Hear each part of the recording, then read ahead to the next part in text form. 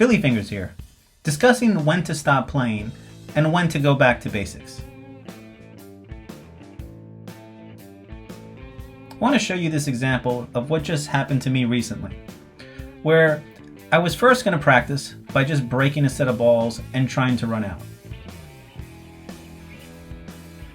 Now this is something I'm sure many of you do all the time and don't give it a second thought. But for me, in this one instance, I had to look at it very differently.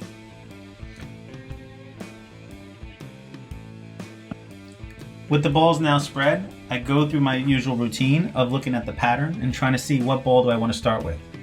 In this case, I'm going to attempt the 15 in the corner. A very simple shot, a very straightforward shot, a shot I should have no problem with. And what do we see? Right out of the gate, I missed the shot. That right there is a flag. That right there told me I need to stop playing and I need to go back to basics. So as you can see, I just brush all the balls aside and I decide to run what I call a lazy man's drill.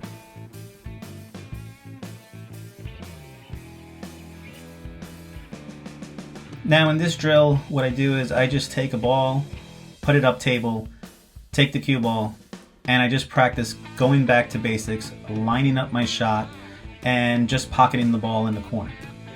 I could pocket the ball with a stop shot, a little bit of follow, maybe practice draw, but at first I just want to start basic with a stop shot. Now I call this the lazy man's drill because I don't go get my cue ball and reset. I just grab any object ball and I replace the cue ball for that object ball. And then I just stay there practicing my stop shot. And again, take any ball at random, use that as the cue ball, and continue to practice that alignment. Continue practicing that stroke. And I can alternate. It doesn't have to be a stop shot. I'll go through the rack and I may do some follow shots, I may do some draw shots, whatever I feel at the time I need to really work on. The idea is just to get my alignment down.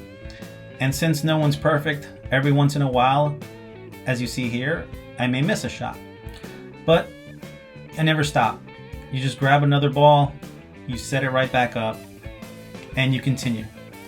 Long story short, you just kind of want to continue this drill on and on and on until you really feel like you found your alignment again. Like you found your stroke, you're back in rhythm. You may want to even try moving the cue ball around. So in this case, I'm going to not only pocket the ball, but I want to move the two ball closer to the center of the table. So there's a lot of different variations you can do with this kind of a drill, and it basically helps you to find the little flaws in your stroke.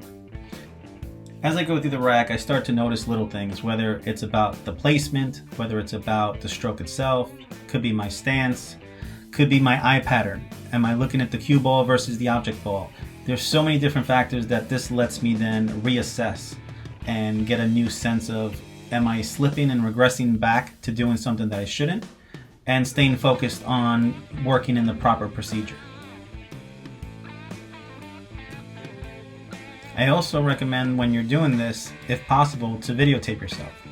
Because when you look back, you start to see some of the things that you may not notice when you're actually at the table and down in front of the shop. Everything then comes down to repetition, right? It's just about practice, putting in that time, and shooting the shots over and over again.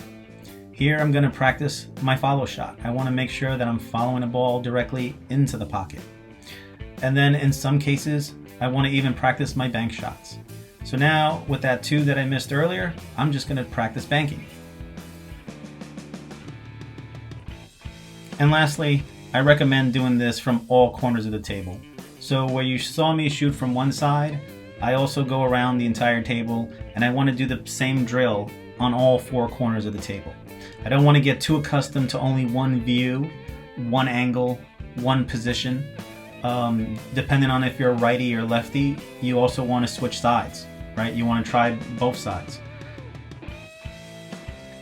This is my lazy man drill that I do whenever I feel that I'm off and I need to reset and go back to basics. In the comments, let me know if you guys have other drills that you do for the same reasons. What other tips, tricks, or techniques do you do when you feel that you have to hit the reset button? Thanks for watching, and until next time.